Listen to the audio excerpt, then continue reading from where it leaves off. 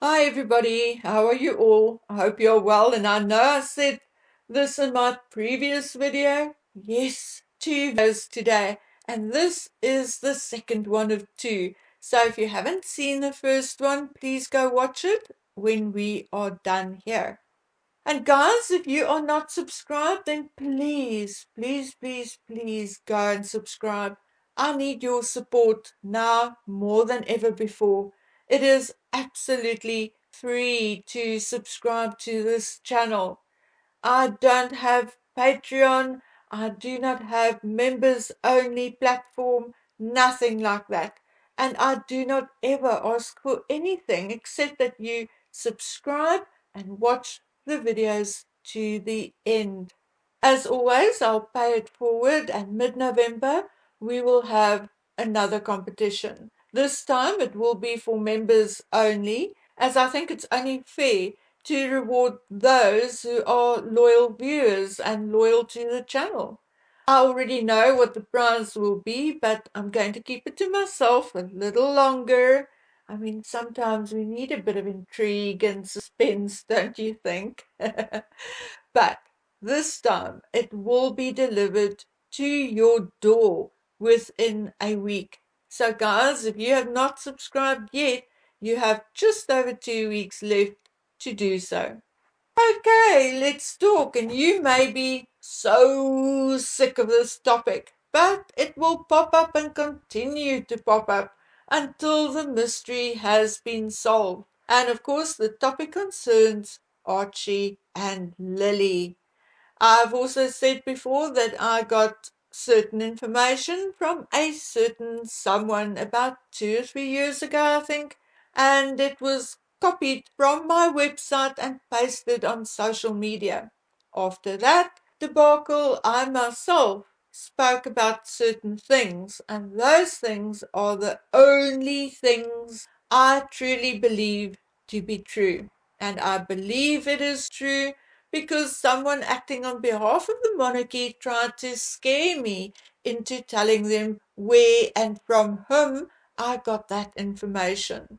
I quickly got the advice from a local attorney and one in London, and both told me to claim memory loss and then to ignore it.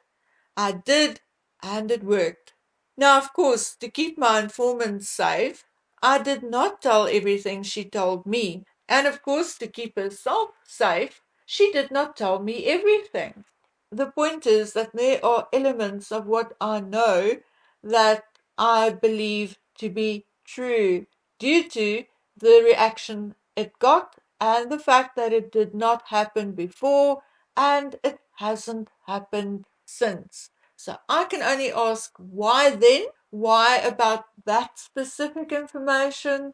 And I can only believe that the powers that be saw that specific information as somehow damaging or hurtful or whatever the case may have been at the time. Or maybe it was too close to the truth. Okay, now shortly, for those who are new on this platform, let's go through these specific things.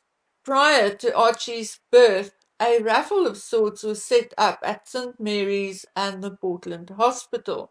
To this very date, staff at both facilities are baffled because no one has seen Harry or Meghan at either hospital at the time of Archie's birth, not shortly before, during, or shortly after.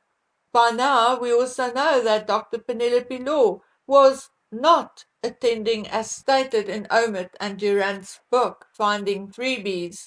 And how do we know this? Because Dr. Law's husband said so, as well as a couple of her colleagues. So, another fact. Yet another fact is that Dr. Gowrie Motha also did not attend Archie's birth.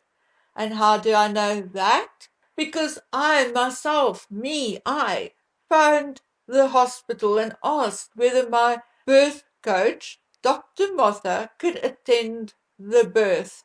I did not even mention Archie, and it was a couple of months, if not a year, after his birth. But I was told no, no, unfortunately not, because Dr. Motha does not have any working or teaching privileges at the Portland. For some reason, the mention of Dr. Motha's name had a harsh reaction from the person on the other side of the phone. Although polite, her tone of voice was harsh and adamant.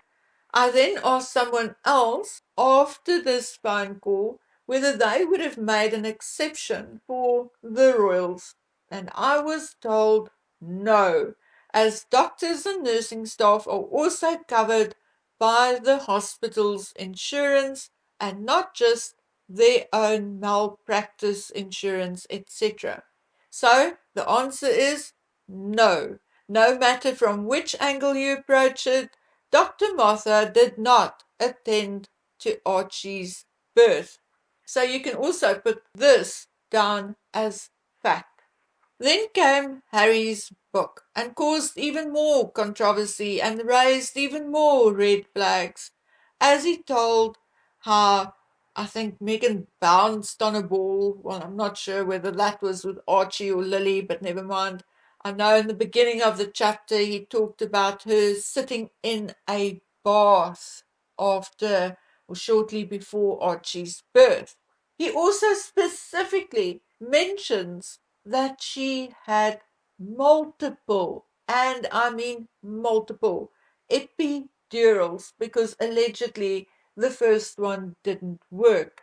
Yet, despite having had multiple epidurals, they were released from hospital almost immediately after a checkup on Megan and the baby, in Harry's own words. Within 2 hours of our son being born, we were back at Frogmore. Now I've asked people more clever than you and they said not happening. Not happening after multiple epidurals, unlikely to happen after one, definitely not happening after two. Then Harry talks about a secret elevator. No such thing at the Portland. How do I know this? I asked, and they did not know what the F I was talking about.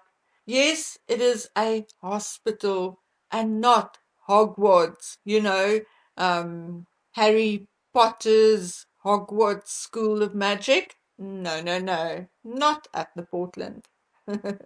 Anyway, here are a few other things to add to the list, and we have not spoken about too often because I don't know, I think it is the very reason why I was threatened. Anyway, here we go. I was told that on the supposed morning of Archie's birth, the first midwife to sign in was just after 7. All doctors at the Portland are private doctors or are in other practices, so they sign in when they arrive. No OBGYN signed in between 4 a.m. and say 7 a.m. Now, I can't remember the exact times, okay, as it was given to me, but just that no OBGYN signed in around the time of the birth. Also, and this is very important, there is such a thing at NHS hospitals as a mandatory computerized entry of midwife's registration of the baby. So I'm asking you, where is Archie's? Where is it? The silence is deafening.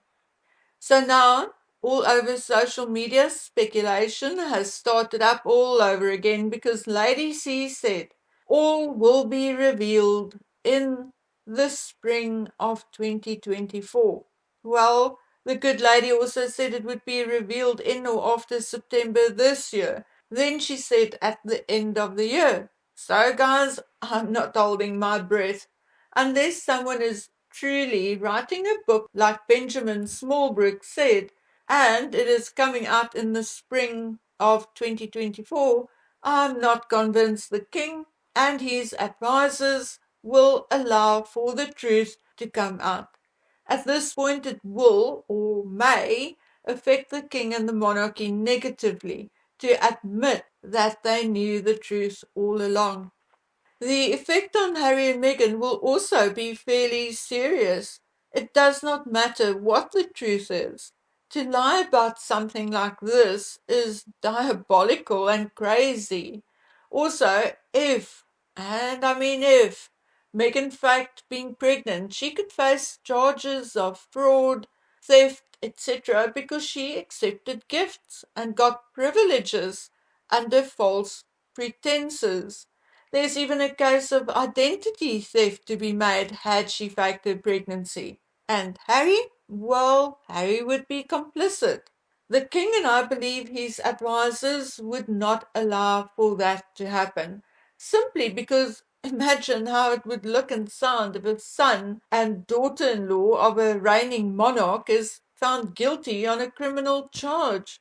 Now look, I'm not saying it is the case. There are other different scenarios why Archie's birth details are hidden.